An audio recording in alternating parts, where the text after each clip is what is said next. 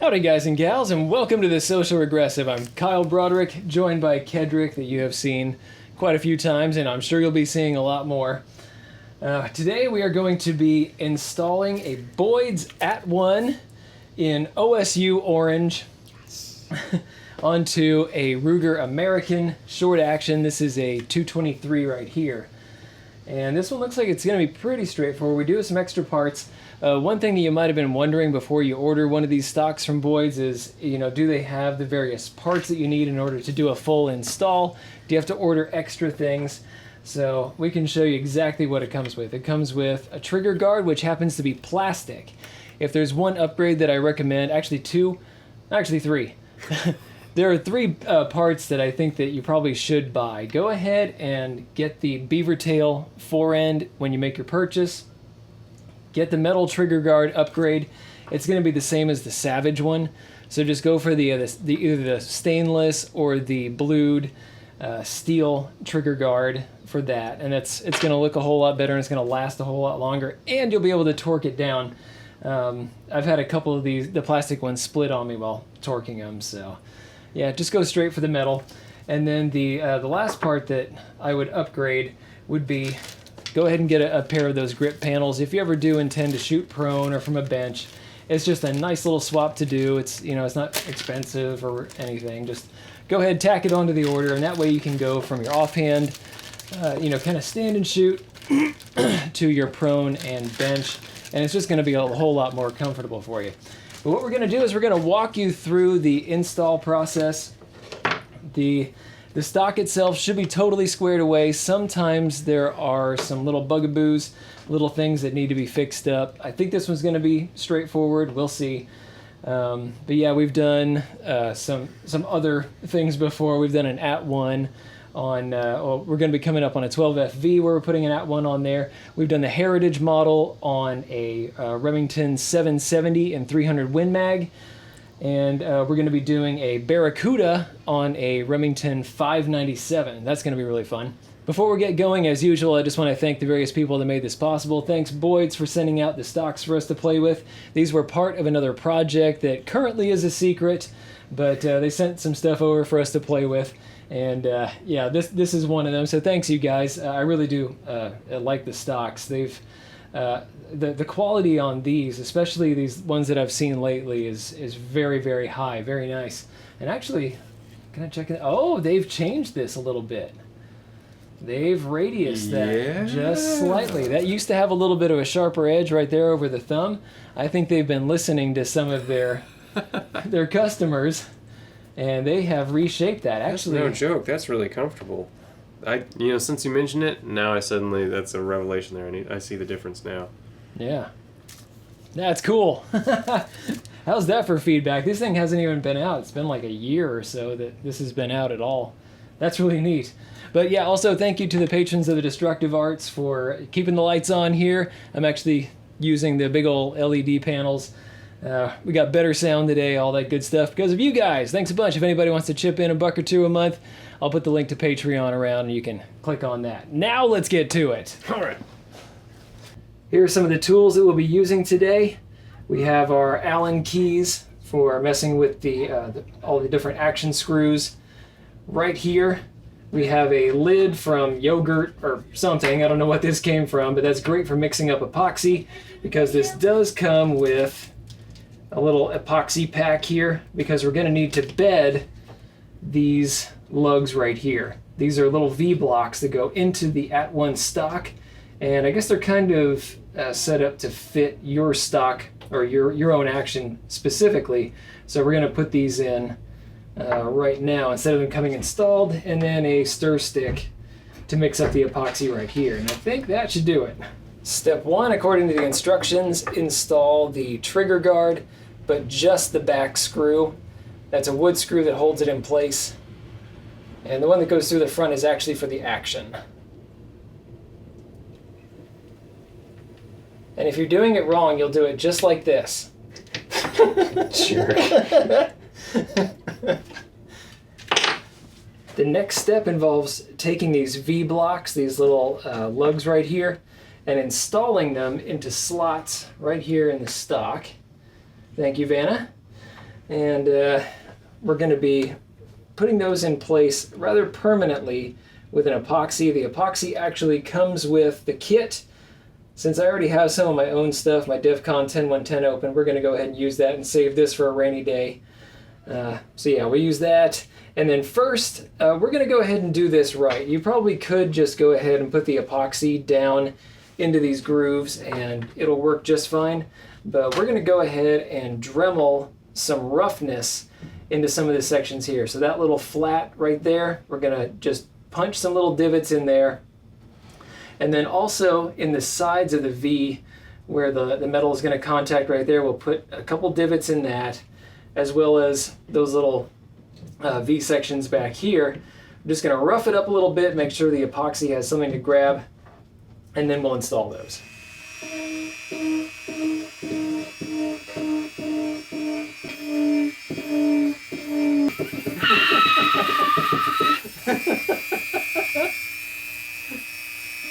I'm saving that audio. I'm totally making this up. Like, I don't...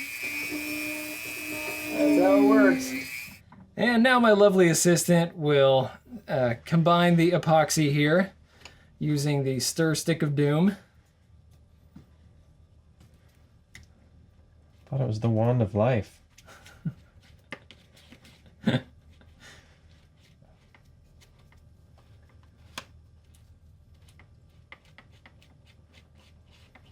I'd like to see everybody's comments on how I'm doing this wrong. Mm-hmm. Yeah, just mostly try to keep bubbles out of it. Yeah. This is how to make bubbles. It actually doesn't have a lot of bubbles in it, so good. And we're going to use, add max about 1/10 of that.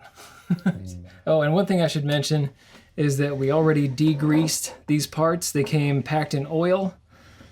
So yeah, make sure that you use alcohol like we did, or, I mean, that's what we drank anyway, but yeah, use something to get the grease off this, and that way it'll actually stick to the epoxy. Fit these things.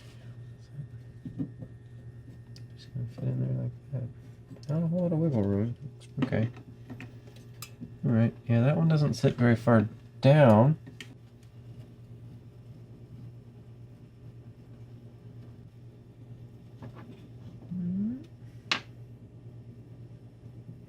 This is just beautiful. And put some on the front side there. We had to make a second batch. We didn't have quite enough. Now we're working on the back.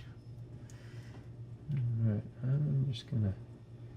It looks to me like we've got a big space to fill, so I'm gonna give this a shot.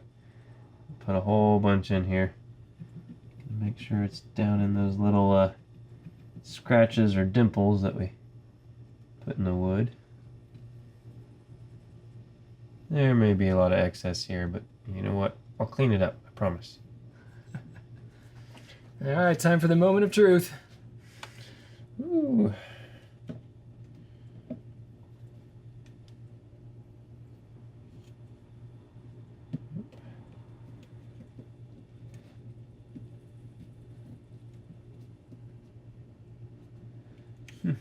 And don't worry about any excess. We can just scrape that away.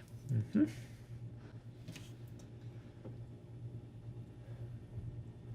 Alright, let's try this one. Now this little tab, we'll call it, faces forward. And that's part of the mag catch, right?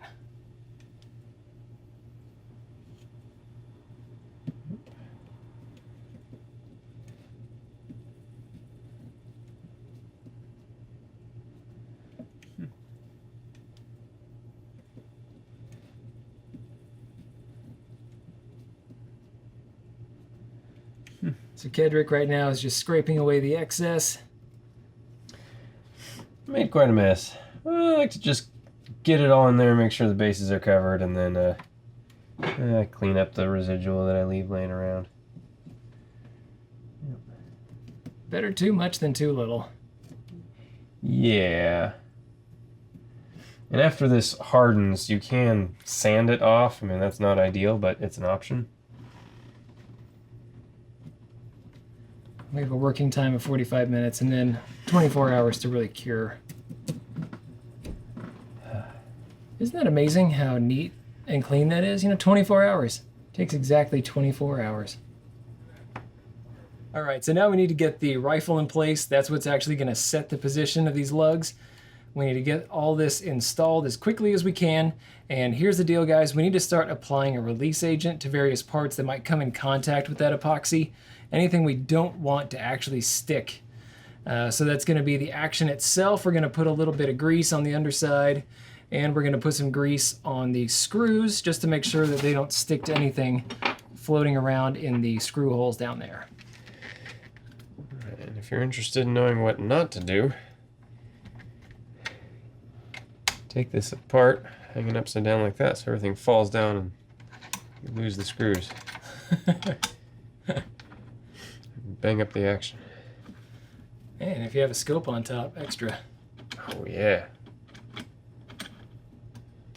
Okay. Woo! So the screws are there. See? Told you so. And there you have it. Okay, so Kedrick is going to grease up the curved bottom of the action around those lugs. Yeah, once you get the lugs themselves, and then get a little bit of metal around it just in case.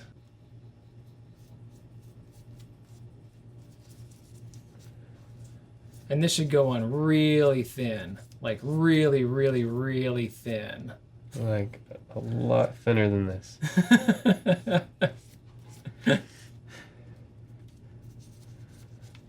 So maybe if I give it one of these.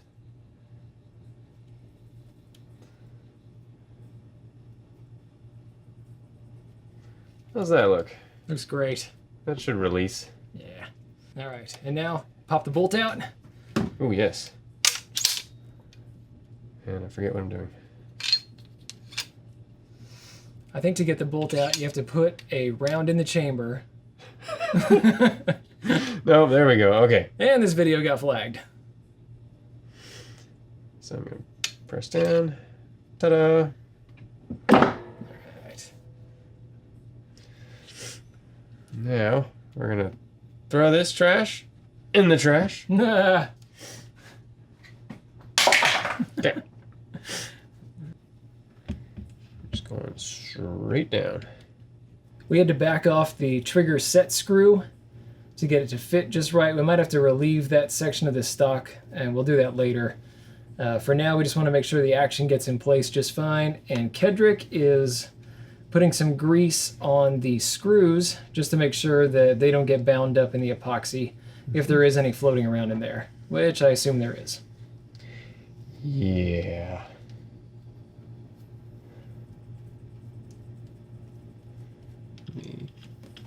There. All right, we're going for the back screw first. A bold move. No, I'm just kidding. That's in the instructions. Which I read. And leave it a little bit loose. Oh, okay. Because I think we're going to adjust things just a little bit. Front action screw also needs to be installed with the mag catch. One of them is going to say S, one of them is going to say L, long action, short action, depending on what you have. This is a 223 short action, so we're going to be using the S, and the lettering needs to point up toward the action. Or if you have this thing inverted, then it's going to be down toward the action. And just remember that whatever you do here is permanent, so no pressure. Yep. Nothing can go wrong. Leave these two screws just a little bit on the loose side. Okay. Because what we're going to do is we're going to kind of shimmy things around just a little bit. I think for best accuracy potential, I want to make sure that the action is kind of pushed back into those lugs just a little bit. Yes. So we're going to take this off the rest and then just tap it on the buttstock a couple times. That'll shove the action back in there, and then we can crank it down. And this does have a recommended torque figure, which we will be adhering to.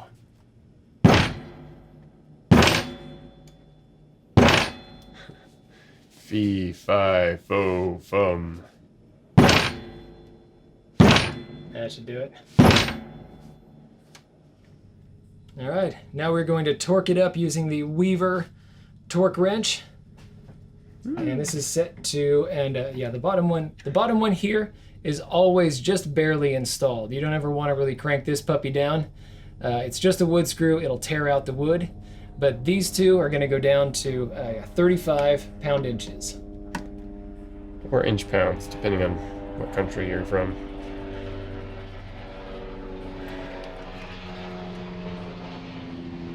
And I don't know what that is in Newton meters. There we go.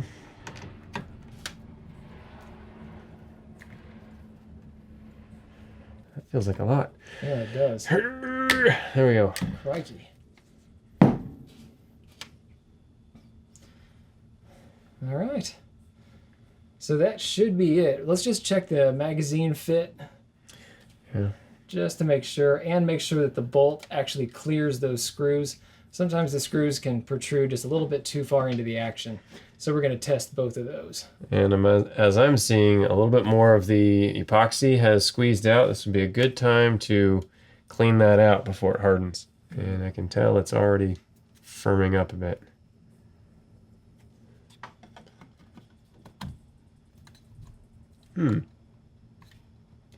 Okay. It's good that we're checking. Guess we need to figure out what I did wrong. I think the difficult work is done. It is installed. Those little V-blocks are bedded in place and they should be pretty solid. So we're just going to check the bolt real quick and make sure that it runs just fine. Sometimes those bolts can stick up just a little bit too far. You may need to put the cheek riser down in case you were playing with it, all excited about it.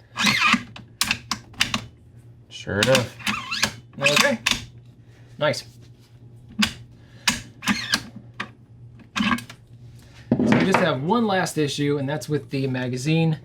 It looks like the front mag catch is not latching there. So my best guess is that what we need to do is once everything is solid in place and the epoxy is dried 24 hours from now, put a little bit of shim material under that mag catch to push it up just a little bit because the front of the magazine, as far as I can tell, is making contact with the action.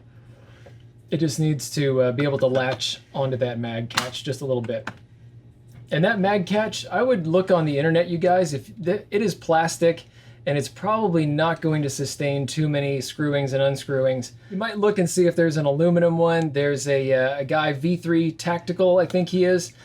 He made some for the Savage Axis Boyds stocks, and you might see if he has one for the American as well. That'd be pretty sweet. All right, show it off. Yeah. This is my new beautiful Boyds stock. It's a thing of beauty. Yeah, I love the rakish angles. That's really neat looking. Goes really well with the American action. I just pulled that right out again. I'm going to learn not to do that. There we go. And that's a reminder for you guys. I talked about this in the original At-One review. If you're in the field, make sure that you're holding onto that button if you need to adjust it. If you go too far, it will throw itself out in the woods and you'll never find it again. Now, give it a feel. Oh, yes. Oh, cheek riser. Yes. Feels good. Yeah, and they've smoothed this out here. That was a nice improvement. Here in a little bit, we're going to be swapping out the grips for more and more my style. This is the Hunter grip.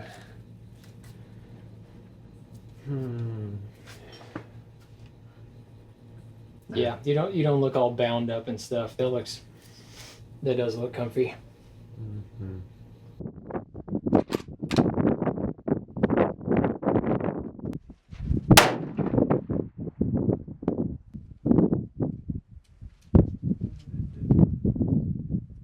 Thanks for watching.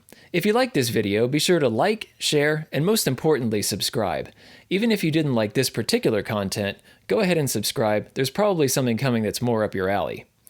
Check out this playlist right here. This is going to have videos in a similar vein to what you just watched. These 2 videos we cherry-picked for you. And finally, The Social Regressive is on Patreon. So you can become a patron of the Destructive Arts and earn some goodies while helping us to provide high-quality videos just by kicking us a few bucks a month. Thanks a bunch for your patronage.